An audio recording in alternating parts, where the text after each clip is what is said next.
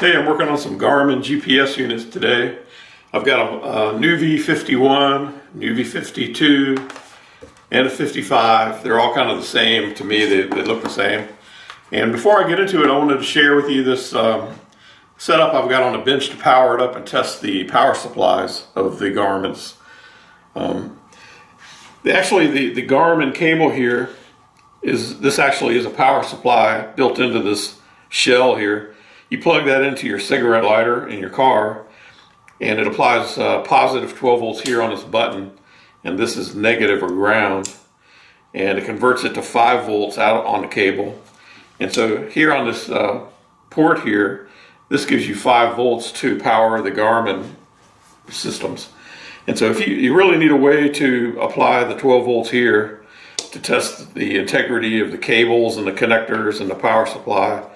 And I used to just use alligator clips, but I decided to try to come up with something a little better. And so I came up with this here. It's just a wall wart. This is 12 volt DC output at 400 milliamps capability. And I just lobbed off the wires and connected them onto this cigarette lighter jack. I got it Advanced Auto or AutoZone or something like that. And you want to wire it so that the shell here, the outer part, is ground.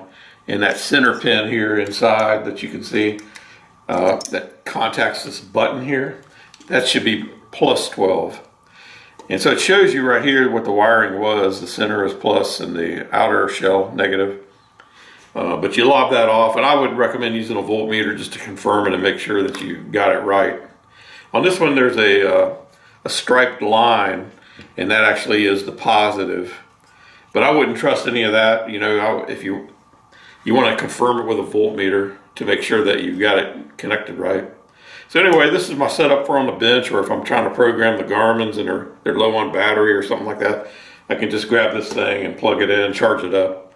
The Garmin's, they don't seem to last very long for me. I don't know why. I've even tried replacing the batteries with higher capacity batteries, and they still, for some reason, you know, they seem to always be low. So anyway, hope you enjoyed the video and hope you found it helpful.